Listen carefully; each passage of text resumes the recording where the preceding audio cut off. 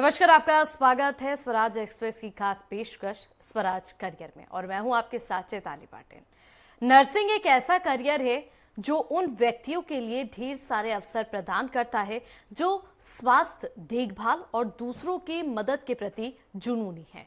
भारत में कई nursing courses हैं जो विभिन्न एजुकेशनल बैकग्राउंड और करियर की आकांक्षाओं को पूरा करते हैं।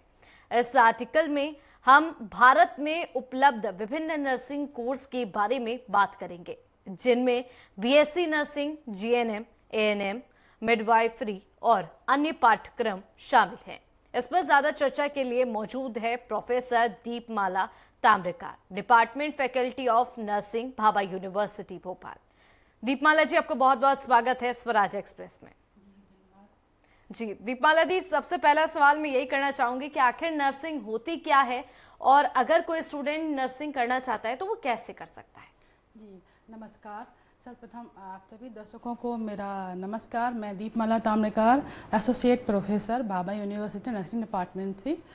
नर्सिंग एक बहुत ही नोबल प्रोफेशन है जिसकी स्थापना हमारे Florence Nightingale, madam Florence Nightingale के द्वारा हुई थी, जो कि 1820 में हुई थी। और मैं फ्लोरेंस नाइटिंगेल के बारे में आपको थोड़ा सा बताऊं तो ये इनसे ही हमारी जो नर्सिंग है वो स्टार्टिंग हुई थी। इनको हम लेडी विद द लैंप के नाम से भी जानते हैं। नर्सिंग एक हेल्थ सेक्टर प्रोफेशन भी है जिसमें हम कह सकते हैं कि इसमें हम सभी एज ग्रुप को और सभी एज ग्रुप के साथ सभी लाइफ के सभी स्टेप्स में हम लोगों को केयर प्रोवाइड करते हैं। हर एक प्रकार की केयर हम प्रोवाइड करते हैं, जैसे कि हम बोल सकते हैं कि प्रमोटिव, प्रिवेंटिव, क्यूरेटिव और रिहेबिलिटेटिव, इस टाइप की सभी टाइप की हम केयर इस प्रोफेशन में प्रोवाइड करते हैं पेशेंट्स को जिनको नीड होती है। और नर्सिंग जो है बहुत ही एक अच्छा प्रोफेशन है जिसमें कि हम जॉब की जो अपॉर्चुनिटीज़ हैं वो भी हमारे लिए बहुत ही ज़्यादा हैं। जैसे मैं अगर जॉब स्कोप की आपके लिए बात करूं नर्सिंग में, तो जो जॉब स्कोप्स हैं इसके बहुत ही ब्रॉड स्कोप्स हैं जॉब के, जैसे कि आप मिलिट्री नर्सिंग हो गया, रेलवे नर्सिंग हो गया, आप अब्रॉड जा सकते हैं, अब्रॉड सर्विसेज हैं नर्सिंग की, फॉरेन सर्विसेज है नर्सिंग की। इसी तरीके से आप पब्लिक हेल्थ सेक्टर में जा सकते हैं, हॉस्पिटल नर्सिंग है। आप as a professor, as a assistant professor, as a assistant professor एक टीचिंग में भी आप जॉब कर सकते हैं, एज आ रिसर्चर आप जॉब कर सकते हैं। So there are many scope है for the nursing. So nursing के लिए बहुत ही स्कोप्स हैं। आप इनका बेस्ट सैलरी भी रहता है और आप प्राइवेट में एज वेल एज गवर्नमेंट में भी इसके ऑप्शंस बहुत ही अच्छे हैं। इजीली आपको जॉब अपॉर्चुनिटीज़ हैं जो कि आप कॉम्पिटिटिव एग्जाम के थ्रू क्रैक कर सकते हैं। जी दीपमाला जी, अगर बात की जाए, अगर कोई स्टूडेंट 12th के बाद नर्सिंग करना चाहता है तो हमने जैसे जाना है कि नर्सिंग में भी काफी सारी फील्ड होती है। अगर कोई चाहता है कि हम बैचलर डिग्री ना करें तो डिप्लोमा भी अवेलेबल होता है, ताकि उनका जो समय है वो जाया ना जाए और अपने समय का सही उपयोग वो कर सके। तो ऐसे कौन कौन से कोर्सेज हैं जिसमें जो स्टूडेंट है एडमिशन ले सकते हैं? जी मैम, मैं आपको बताती हूँ कोर्सेज के बारे में। हमारे नर्सिंग में देखिए बहुत सारे ऐसे कोर्सेज अवेलेबल हैं, जैसे कि मैं बात करूँ कई सर्टिफिकेट कोर्सेज हैं, कई डिग्री कोर्सेज हैं, डिप्लोमा कोर्सेज भी अवेलेबल हैं। अगर मैं सर्टिफिकेट कोर्सेज की बात करूँ तो जैसे हमारा एएनएम है हो गया, जिसका एएनएम मतलब कि ऑक्सिलरी नर्स मिडवाइफ, इसका फुल फॉर्म है। तो ये 18 मंथ का होता है, बेसिकली आप ये कर सकते हैं। उसके बाद जो है वो है आपका डिप्लोमा कोर्स जो कि जीएनएम नर्सिंग है, जिसका फुल फॉर्म है जनरल नर्सिंग मिडवाइफरी। ये भी आप कोर्स कर सकते हैं जो कि 3.5 साल का होता है, तो ये भी हम कर सकते हैं। इसमें भी जॉब के स्कोप बहुत अच्छे हैं। उसके बाद आपके पास डिग्री कोर्सेज हैं अवेलेबल, जैसे कि बीएससी नर्सिंग हो गया, एक ये बीएससी नर्सिंग जो कि अभी बहुत ट्रेंड में है, ये एक डिग्री कोर्स है, ये भी आप कर सकते हैं। और उसके बाद है मास्टर कोर्स जो कि आप पोस्ट ग्रेजुएशन है, तो आप एमएससी नर्सिंग भी यहाँ पे कर सकते हैं। एमएससी नर्सिंग के लिए आप डिफरेंट हमारे पास फील्ड है, आप स्पेशलिटीज़ चूज़ करके कर सकते हैं, जैसे कि आप MSN nursing, medical surgical nursing से कर सकते हैं एमएससी, आप ओबीजी नर्सिंग से भी कर सकते हैं, आप चाहें तो कम्युनिटी हेल्थ नर्सिंग से कर सकते हैं, आपके पास चाइल्ड हेल्थ नर्सिंग, इस तरीके कुछ सब्जेक्ट रहते हैं। आप अपनी अकॉर्डिंग, अपनी चॉइस के अकॉर्डिंग आप सब्जेक्ट चूज़ करके आप एमएससी नर्सिंग भी कर सकते हैं। आप हायर स्टडीज़ के लिए भी जा सकते हैं। हायर स्टडीज़ के लिए जैसे कि आप पीएचडी नर्सिंग, एमफिल, इस तरीके के कोर्सेज भी आप कर सकते हैं। जी अगर बात की जाए दीपमाला जी कि स्टूडेंट्स के मन में आता है कि आखिर इन सबका फीस स्ट्रक्चर क्या होता है, क्योंकि कोई भी अगर स्टूडेंट है वो एडमिशन लेता है तो उसके दिमाग में चल रहा होता है कि आखिर फीस स्ट्रक्चर क्या होता है, फीस स्ट्रक्चर के अकॉर्डिंग ही हम एडमिशन लेंगे। तो क्या अगर देखा जाए तो नॉर्मल एवरेज जो क्राइटेरिया है फीस स्ट्रक्चर का वो कैसा रहता है? मैं चाहूंगी कि आप हमारे दर्शकों को बताएं। जी मैडम, फीस स्ट्रक्चर जो है पहले जो था, अभी बात करूं मैं अभी से 7-8 ईयर पहले की, तो जो फीस स्ट्रक्चर था वो थोड़ा सा कम था, बट अभी थोड़ा सा बढ़ गया है। तो नॉर्मली जो रहता है वो आपका 60,000 से स्टार्ट होता है पर ईयरली, और वो आपका 1,50,000 तक स्टार्टिंग रहता है। ये फॉर बीएससी है। अगर आप एमएससी करना चाहेंगे तो एमएससी के लिए थोड़ा सा फीस हाईएस्ट है, जो कि आपका 120 से समथिंग 3 लाख पर ईयर, ये आपका इस तरीके से फीस स्ट्रक्चर रहता है। जी, एक और चीज है कि स्टूडेंट्स के मन में सवाल रहता है कि जैसे बायो का स्टूडेंट है उसके पास जी, जी। ऑप्शंस होते हैं। वैसे तो पहले सब स्टूडेंट एमबीबीएस की तरफ जाते हैं, लेकिन कुछ ऐसे बच्चे होते हैं जिनका रुझान जो है वो नर्सिंग की तरफ होता है। अब नर्सिंग में भी क्या कुछ स्पेशलाइजेशन अलग अलग होते हैं? जी जी मैम, स्पेशलाइजेशन जैसे कि मैंने अभी आपको पहले भी बताया, इसमें एक एलिजिबिलिटी क्राइटेरिया भी होता है। जैसे कि आप इंटरेस्टेड हैं बट उनको नहीं मालूम, बच्चों को, स्टूडेंट्स को, कि किस तरीके से एलिजिबिलिटी क्राइटेरिया क्या है, किस तरीके से हम नर्सिंग करें। तो उनको मैं बेसिक सा आपको एक एलिजिबिलिटी क्राइटेरिया भी बच्चों को बताना चाहूँगी ताकि वो इजीली नर्सिंग को कर सकें। तो बेसिकली बस 12th चाहिए। 12th के साथ बायो जो है हमारे प्रोफेशन में कंपलसरी होता है, bio plus physics and chemistry. और परसेंटेज की मैं बात करूँ, इसमें परसेंटेज बहुत ही मायने रखता है। तो परसेंटेज जो है वो 50 से हम नीचे वालों को नहीं रहते, मिनिमम 50% हमें परसेंटेज चाहिए रहता है 12th में। एंड ये एलिजिबिलिटी क्राइटेरिया है। जी दीपमाला जी, एक और चीज है कि जिस तरीके से देखा जाए कि अगर कोई स्टूडेंट नर्सिंग का है तो उसका थ्योरी के साथ साथ प्रैक्टिकल होना भी बहुत ज़रूरी है। जी। तो ऐसे स्टूडेंट्स को किस तरीके से प्रैक्टिकल चीज़ें जो है वो बताई जाती है और कैसे प्रैक्टिकल करवाया जाता है? इसका कुछ ऐसा क्राइटेरिया रहता है कि 3 साल थ्योरी होगी, फिर एक जो आखिरी का साल है उसमें उनको प्रैक्टिकल कराया जाता है हॉस्पिटल्स में? जी, मैं आपको प्रैक्टिकल का बताना चाहूँगी। तो जैसे कि मैं भी अभी जहाँ Bhabha university faculty of nursing में हूँ, तो प्रैक्टिकल का हमारे यहाँ जैसे बहुत ही अच्छा, हमारा जो भाभा यूनिवर्सिटी है वो तो वेल स्ट्रक्चर्ड है, इंफ्रास्ट्रक्चर्ड भी बहुत अच्छा है हमारा, बहुत ही ग्रीनरी है, और जो कैंपस है और बहुत सारे डिपार्टमेंट वहाँ पे अवेलेबल। हमारी डीम्ड यूनिवर्सिटी है जो कि सारे डिपार्टमेंट्स अवेलेबल हैं, जैसे कि नर्सिंग है, डेंटल है, और मेडिकल मैनेजमेंट है, नर्सिंग आपका होटल मैनेजमेंट है, और भी कई नॉन टेक्निकल कोर्सेज भी अवेलेबल हैं जो कि बच्चे इजीली कर सकते हैं और अपना जो करियर है उसको अचीव कर सकते हैं। इसके साथ ही अगर मैं बात करूं कि नर्सिंग में बेसिकली जो कैसे हमें प्रैक्टिकल कराना है, तो हमारे यहाँ पे जो भाभा यूनिवर्सिटी है वो वेल स्ट्रक्चर्ड है, जिसमें कि फैसिलिटीज़ भी बहुत डिफरेंट अवेलेबल है, जैसे कि लैब फैसिलिटी हो गया, लाइब्रेरी फैसिलिटीज़ हो गए, and other than the classroom, smart classroom, इस टाइप की फैसिलिटीज़ सारी अवेलेबल हैं। तो डेमोस्ट्रेशन की जैसे कि आपने बोला है, तो मेनली मैं उस पर फोकस करती हूँ। डेमोस्ट्रेशन के लिए हमारे क्या होता है कि एक अभी पहले तो हमारा लैब डेमोस्ट्रेशन होता था। पहले तो हम बच्चों को सबसे पहले जो रहता था लैब में डेमोस्ट्रेशन सिखाते थे, उसके बाद उनको हम क्लिनिकल भेजते। तो क्लिनिकल जो है वो हमारा ऐसा कुछ अलग से नहीं होता, जैसे कि आपने बोला कि बाद में ये जैसे 4 ईयर का जो कोर्स है उसके बीच में ही फर्स्ट ईयर है, तो फर्स्ट ईयर में 2 मंथ का क्लिनिकल है और बाकी पूरा थ्योरी पार्ट रहता है। तो इस तरीके से हमारा क्लिनिकल रहता है। तो अकॉर्डिंग टू नॉर्म्स ही रहता है वो, जितना कि जिस ईयर में क्लिनिकल है और जिस सब्जेक्ट का क्लिनिकल है उतना ही हम पोस्टिंग उनको देते हैं अकॉर्डिंग टू नॉर्म्स। जी दीपवाला जी, जिस तरीके से बात की जाए कि हम जानते हैं कि कोरोना आया था, एक वो काल था जिसमें स्टूडेंट्स को पास कर दिया गया था। तो जब वो काल के जो स्टूडेंट है, जब कोरोना चल रहा था, तो वो स्टूडेंट्स जिनकी पढ़ाई में कहीं ना कहीं असर पड़ा और उन्होंने प्रैक्टिकल भी नहीं किया क्योंकि हालात ऐसे नहीं थे, तो क्या बाद में ऐसे नर्सिंग स्टूडेंट्स के लिए कुछ अलग से क्लासेस या कुछ अलग से जो आइडियाज़ है वो प्रोवाइड किए गए थे? जी मैडम, बिल्कुल आप जो पूछ रहे हैं बिल्कुल मैडम। कोरोना के टाइम पे तो सभी को मालूम है कि ये बहुत ही बड़ा एक पेंडेमिक था, जो कि सभी लोग ने बहुत ही सफ़र किया कोरोना के टाइम पे। तो ऐसे ही हमारे बच्चों को भी उस टाइम पे हमने प्रमोट कर दिया था, क्योंकि कोरोना के टाइम पे एग्ज़ाम्स वगैरह नहीं हुए तो हमने उनको प्रमोट किया था। बट उनके लिए हमने बाद में स्पेशल कुछ क्लासेस रखी, जो कि जिससे कि उनका नॉलेज बढ़े, क्योंकि जैसे कि हम जानते हैं कि नर्सिंग ना कि एक थ्योरेटिकल पार्ट है एज वेल एज इसमें practical part is very very necessary, क्योंकि प्रैक्टिकल इसमें हम एक ह्यूमन पे ही वर्क करते हैं। मतलब अगर हम किसी इंडस्ट्री में देखें तो हम एक मशीनरी इक्विपमेंट पे वर्क करेंगे, बट यहाँ पे हम एक ह्यूमन पे वर्क करते हैं। तो ह्यूमन जो लाइफ है that is very very necessary. तो इसलिए हम यहाँ पे बच्चे को, स्टूडेंट को, हमें थ्योरी नॉलेज के साथ प्रैक्टिकल नॉलेज देना बहुत ही नेसेसरी है।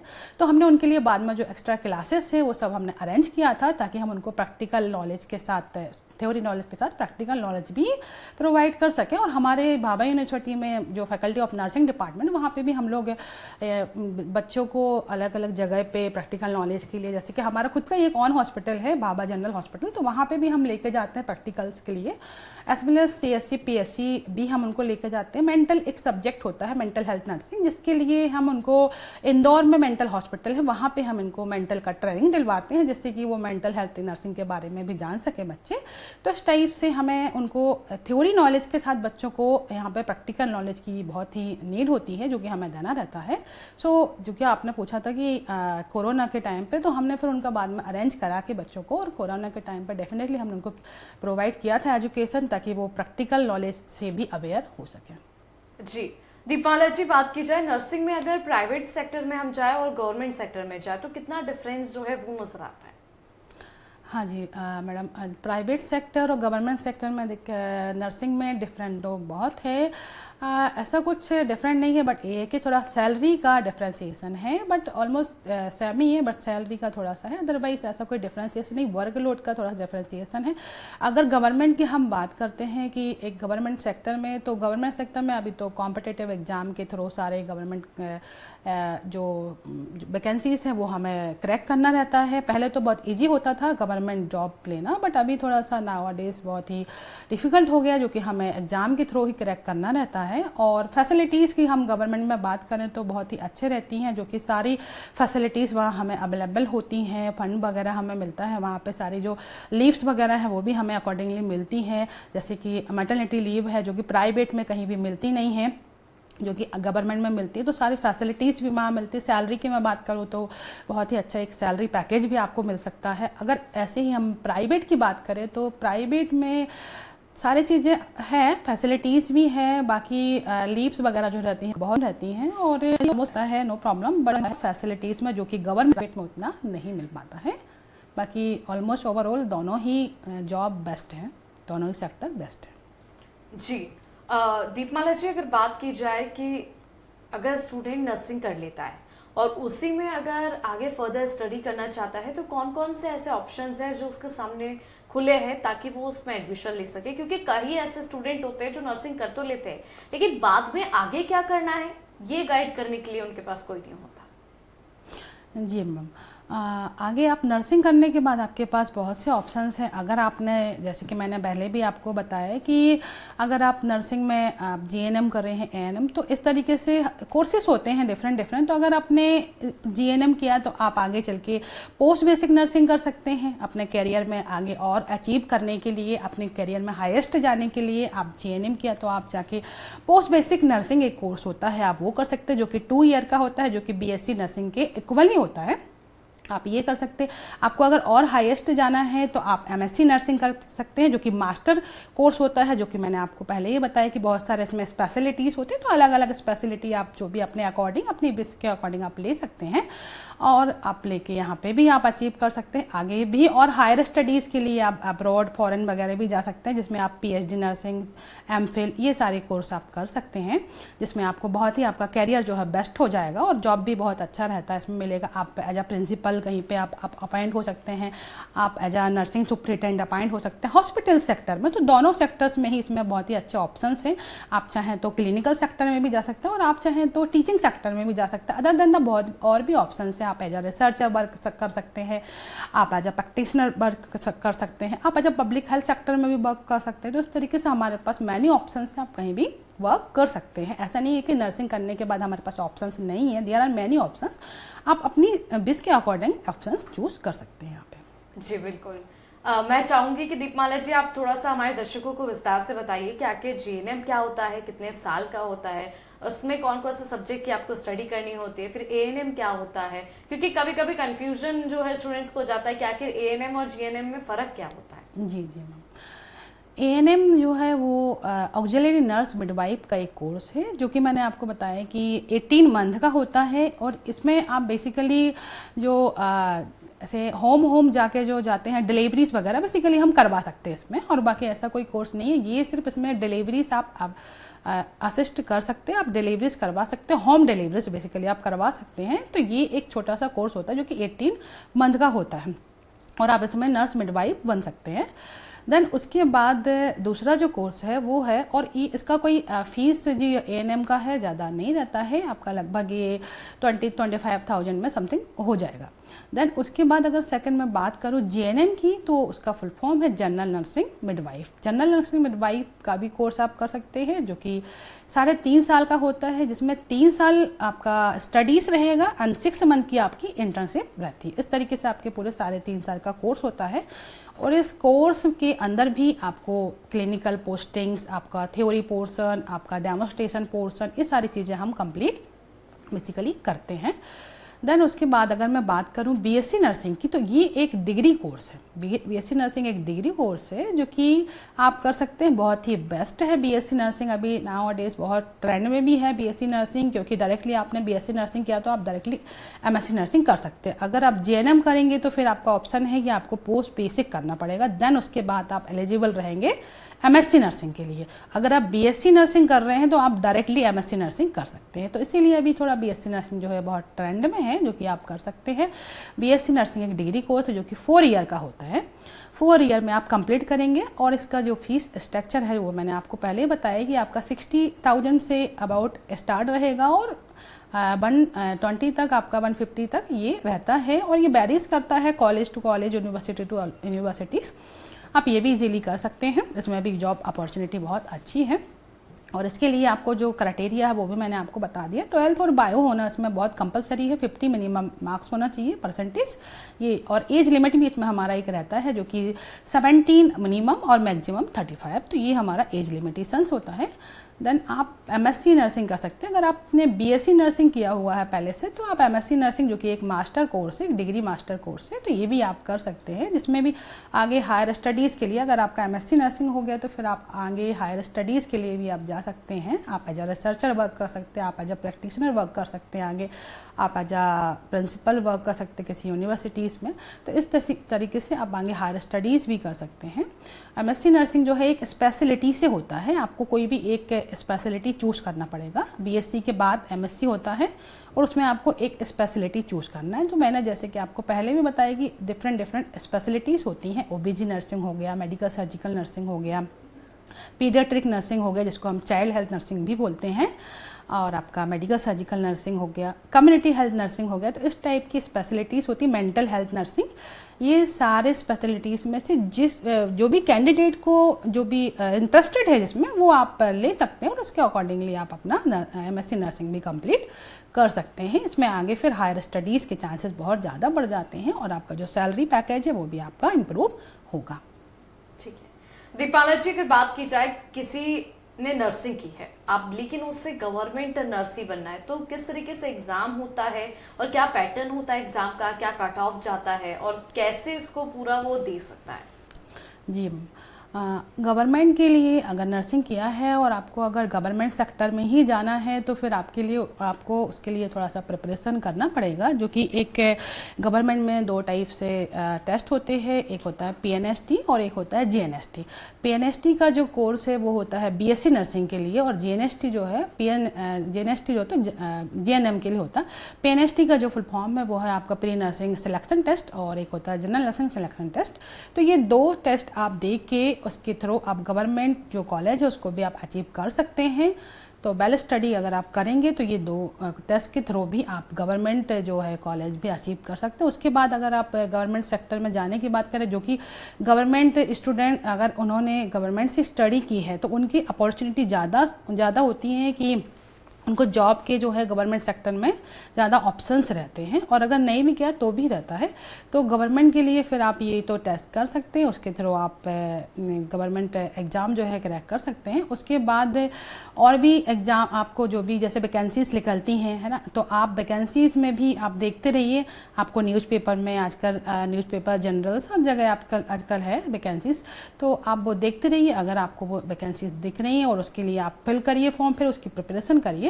कई सारी कोचिंग्स हैं तो आप कोचिंग ज्वाइन कर सकते हैं, कई सारे आप नोट्स वगैरह अपना प्रिपेयर करके स्टडी करके वेल और फिर एग्ज़ाम को क्रैक कर सकते हैं। तो अभी जैसे कि एम्स का है, ये सारे एग्ज़ाम्स होते रहते हैं। जैसे CHO का एग्ज़ाम है तो CHO में भी अच्छा सैलरी है, एम्स में है, तो ये एग्ज़ाम की आप प्रिपरेशन करके और फिर एग्ज़ाम को क्रैक कर सकते हैं, जिसमें कि सैलरी स्कोप भी बहुत अच्छा है।